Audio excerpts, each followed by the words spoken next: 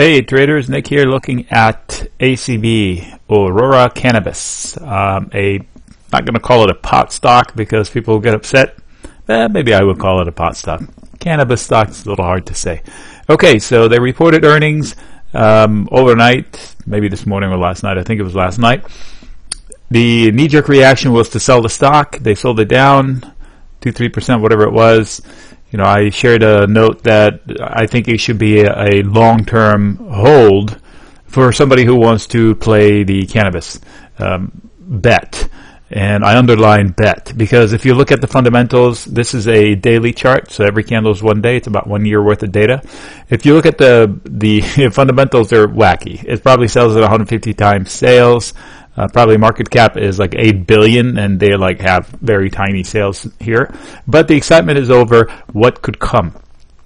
And I think they're only hampered with the amount they can produce and sell. So they can't keep up. Basically, they have a hot commodity, obviously, and they can't keep it in stock. So how do you trade something like this? In my opinion, you plug your nose and you buy it for the long term. Not just it. Any one of these major players. You've got Canopy, you've got it, you've got Kronos. Performance-wise, I think this one is one of the good ones. You can't kill the momentum. You can't kill the bullish thesis on it short period of time, because you say, okay, pot is not popular, but it's not just pot. There's the medicinal, there's the potables, the drinkables, the edibles. You know, so many ways it can disrupt so many industries. You got beer, wine, traditional medicine. I've never seen such excitement for a topic in my life, not even Bitcoin. First of all, Bitcoin was a fad in that topped off in 2017. This kind of feels like it, but I think it's far from it, because I don't think there's anybody on the street, at least in the US, that can't tell you what pot is. And Bitcoin, very few people that can actually explain that to you. So it gained popularity and adoption a lot quicker. And as they make it more legal, and whether you believe in it or you agree with it, doesn't matter, the legalization for recreational use is going to make that even more popular. So the upside is a big question mark, but it's an exciting question mark, and people want to grab for it. So I think the dips will be bought. And here we are. So the fundamentals are crazy. Whether you believe in them or not, it's probably not part of this bullish story. So let's play it from the technical side. The reversal today on the earnings action is I would mark the bottom. Okay, this is a short-term pivot point. It was resistance, and then, well, nasty R, and then they broke through it. They tested, so I can call it support zone. And I emphasize zone because you can draw a similar line here. So this zone, pretty solid. The bulls have something to work with. They can now attack the resistance that's going to come here. So this zone is resistance until it's not. But now they have support to attack it. If they break through it, this is obviously resistance, and if they can break through that, on to the moon. So I call it R2, R1, and S.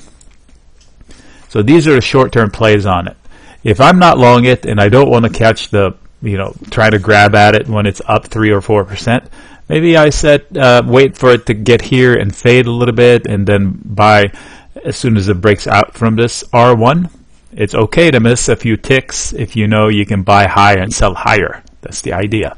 Now this little chunk here is kind of worrisome, but I think we've done enough between here and here because this is, if you think this is wrong, so is this. So now they're consolidating here. Look, that. I didn't even look left until now. So I hashed this area, and look at where this area is. So if we go back to here and I expand to a weekly chart to eliminate some of the noise, this is the zone we highlighted, I believe. And look how pivotal it is and for how long.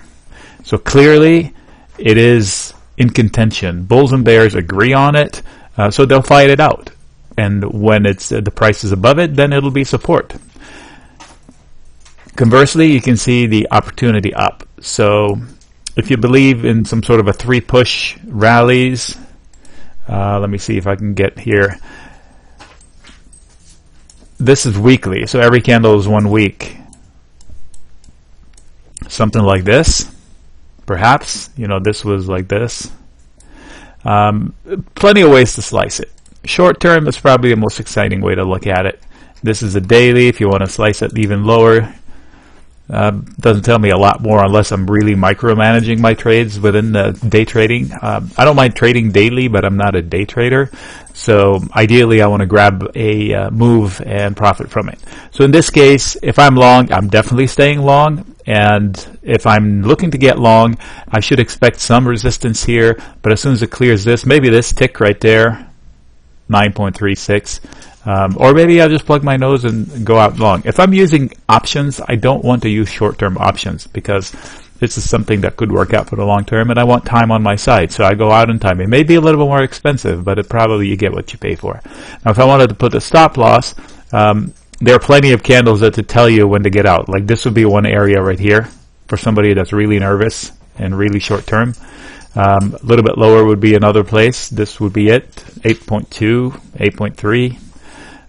And definitely here, because this would bring some momentum sellers to try to push it down to this level here.